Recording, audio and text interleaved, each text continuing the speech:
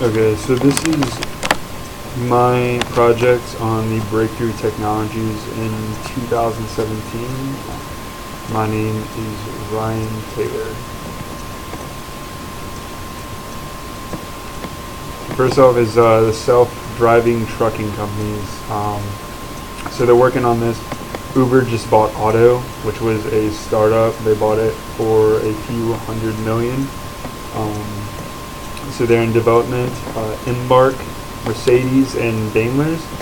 So Daimler's actually owns Mercedes, so it is possible to see them more merge in the future. And Starsky Robotics. Starsky is a little different. They're not like an autonomous driving company like the rest of them. They're more like a robot-controlled driver. So they have a person back home control what the truck is doing, RC-wise, rather than a computer to control the truck. Alright, so what is happening? These companies are in development of semi-trucks that can transport cargo, mostly across the interstates and freeways by piloting themselves. These rigs are still going to require a driver to be participant. He's going to get onto the freeway and off of the freeway. So he's minimal effort, but he's also going to monitor the system. But this autonomy is not too far away. This Mercedes is one of the most later projecting ones, and they say 2025 is when they're going to start rolling out for them. And a lot of people may argue that this is a threat to some blue-collar jobs. There's about 1.7 million trucking company jobs for these drivers, but they actually need more than that. We're low on what we actually need for truck drivers, so this could help fill those spots. And like I said, these also require that the driver is still there. These trucks will optimize these safe driving behaviors that sometimes the drivers don't, and can be more fuel efficient. The most fuel efficient truck drivers are 30% more fuel efficient than the worst, so that's a big deal. They can also have a hive mentality. That means that they're bouncing what they're getting off of each other when they're driving together, and that optimizes what they're doing and verifies all that they're seeing.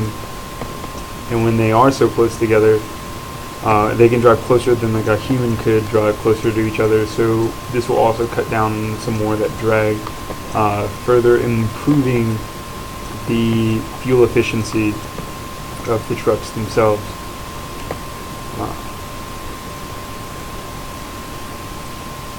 So some pros and cons to this. Like I said, I kind of mentioned some of them in the last one.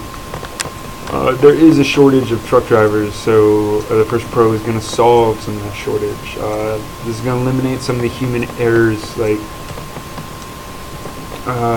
these won't make simple mistakes that a human would. Again, they're always going to be programmed to follow safe driving procedures, so you're not going to get some of those like reckless guys. And along with that human error, these systems, they don't get distracted, they don't get tired or angry, they're not going to exhibit road rage. Some cons, they're going to eliminate a few jobs, possibly. Some people don't trust them. They think they might malfunction, and that is a possibility, because they haven't fully tested them yet. The last con is they can't really interpret human signals as much, such as like a crossing guard, or maybe a policeman directing traffic with his whistle, or a construction worker. Alright, so on to the second technology. This is going to be a 360-degree camera. These are coming out kind of new. So the 360-degree video is a clip that the viewer can control to see more than just one point of view. Previously, what required expensive cameras looking in different directions, and then a person would have to go back in and splice all these together to make them seamless, and take hours of work and a lot of money. Companies like Samsung, Kodak, Ricoh, and Ali, they are making these at a cost of a few $100. So what's helping that is smartphones. So smartphones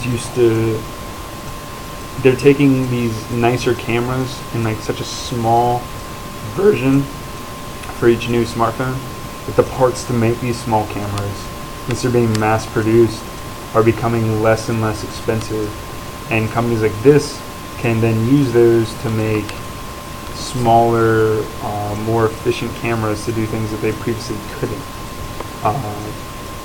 So for the uses, so most of the homemade videos that you're going to see, that's going to be like pretty boring, mundane, and like the stuff that's off the screen usually isn't going to be very interesting because it's not going to be much. So this is more for places like in distress, like hurricane relief or any type of disaster relief. The news could set up a camera and you could look around and you could see on your own, you could see someone passing out water on one street, on the next street someone's handing out blankets. This also helps with wildlife habitat study. This poses a benefit because people wouldn't be able to set up like 6 different cameras and unaffect the habitat that they're trying to study. Also, so VR, someone who couldn't attend a wedding or a child's birthday, if they have VR and someone had one of these cameras up, they could put that on, and to them it would look like they could be there. So that's a huge thing. On to the next, it's paralysis. So this guy and his colleagues, they implanted a signaling device inside the motor cortex of the brain and a receiver below a spinal column injury. So they did this to a monkey. They went in and they sliced his spine so that his right leg could no longer work. After they went through and did all this, he could walk again because the brain was giving the transmitter the signals and it was just sending it to receiver, and the receiver was sending it down the rest of the spine to his legs, helping him move again. So this technology is going to help humans eventually for paralysis, deafness, or even blindness. They also talked about possibly regaining memories back for like dementia patients. This study is in Geneva, Switzerland. It's funded by a billionaire named Hans-Jörg Weiss and led by John Donahue and Gregory Courtine, who's on the picture right here holding his system. I don't know if I pronounced their names right, but that is...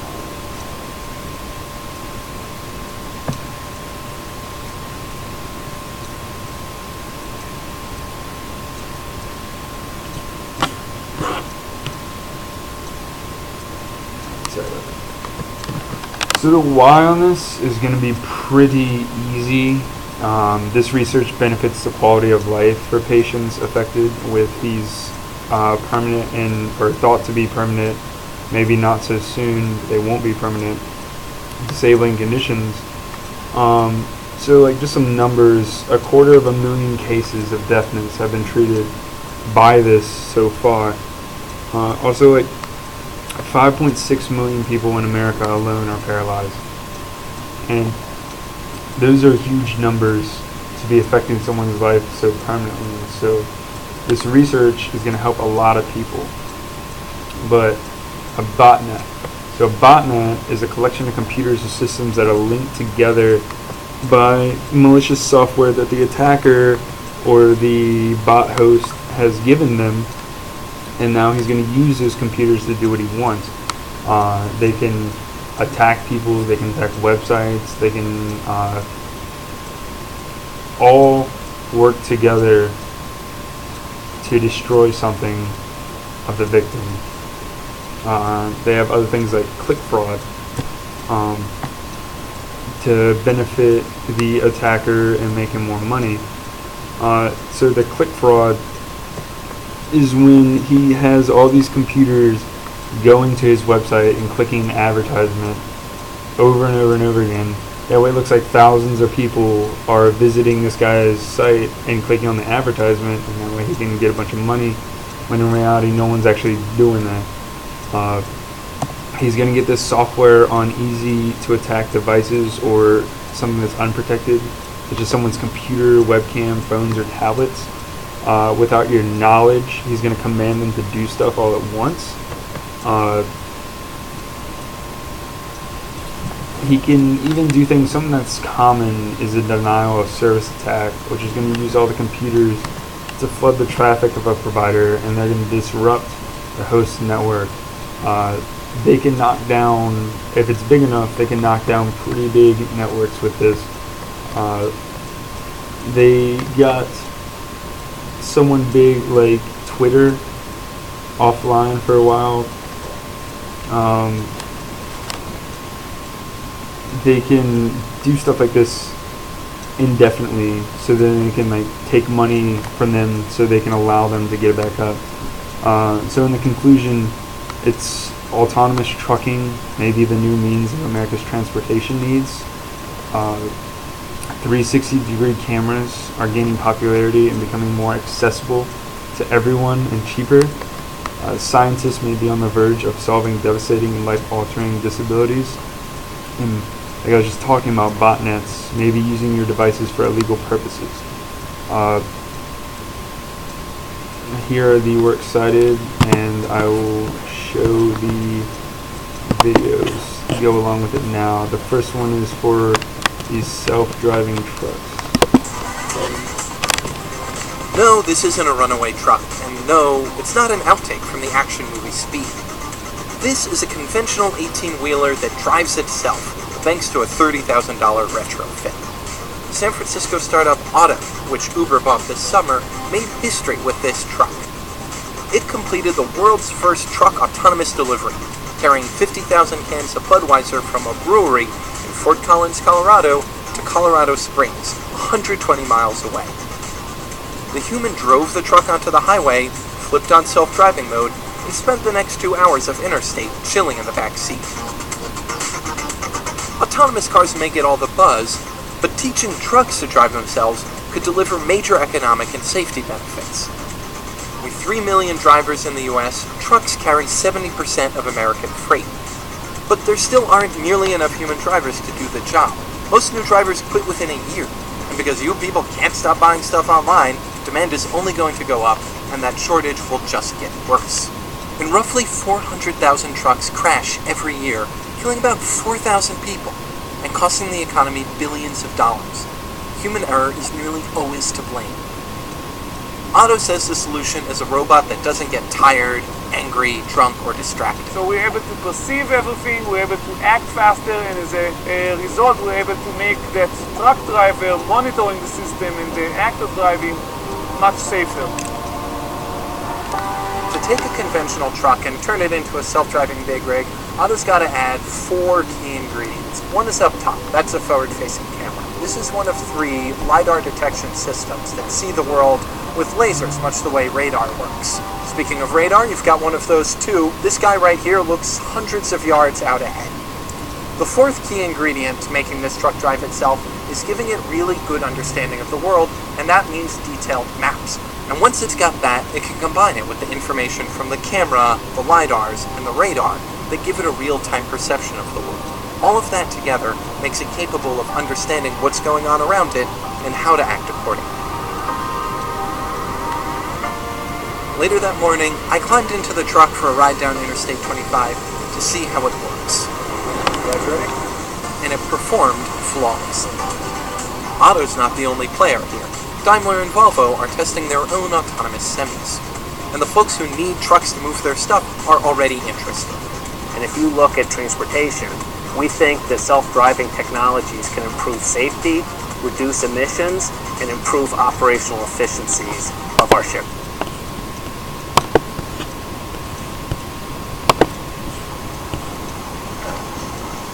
So up here in the corner, you can see where my mouse is. That is how I'm going to be able to control deep in your chest. A tiger's roar can be heard from up to 2 miles view away. of the camera. But today you're going to get closer. So now I much can closer. look in all different directions, and I can follow this tiger Say wherever hello he goes. to one of the largest cats on the planet. Even though this Some video adult is male tigers pre-recorded. can weigh up to 650 pounds. One swipe of that powerful paw can crush a buffalo skull. These tigers are used to me and my cameras, so you'll get to see some amazing behavior today. No two tigers are alike. Their stripes are as unique as our fingerprints. And actually, that's how we identify and study individuals, by their stripe patterns. They even have stripes on their skin. This perfectly adapted apex predator has no known natural enemies, except, unfortunately, humans. We've revered tigers for centuries, but that hasn't stopped us from driving them to the brink of extinction. In the last 100 years, 96% of wild tigers have disappeared. 96%. This tragic decline is mainly due to habitat loss and poaching for the illegal wildlife trade. Whiskers, tails, skin, eyes. Every part of the tiger is sold on the black market for use in traditional medicine or as status symbols. Even their bones are used to create tiger bone wine. Check out these photos I took of confiscated tiger parts caught coming into the United States. I know they're hard to look at, but it's important to understand what's happening. Even today, many people believe that consuming products made of tiger parts will cure diseases or impart special powers on them, even though there is no scientific evidence to support that. For the most part, tigers live solitary lives, except when a female is raising cubs. Then she's the sole provider for her 2 to 3 offspring until they're about 2 years old. This is the first wild tiger I ever studied. She's had many litters, and now I'm happy to say 3 of her daughters are raising cubs of their own. The big question is, where will they live? Tigers require vast amounts of land to thrive, yet 93% of their historical range is now gone. Their forests are being destroyed for agriculture, roads, and development. It's estimated there are less than 4,000 wild tigers left on Earth. Every single one of them could fit on one football field, with room to spare. 3 tiger subspecies have already gone extinct. We must prevent the remaining 6 from following them into the history books. If we want to live in a world where wild tigers still roam, we have to get fierce about conservation. You can be their voice. Spread the word about protecting tigers and their habitat. Conservation requires teamwork. Let's take a quick look at our notes before our next field experience.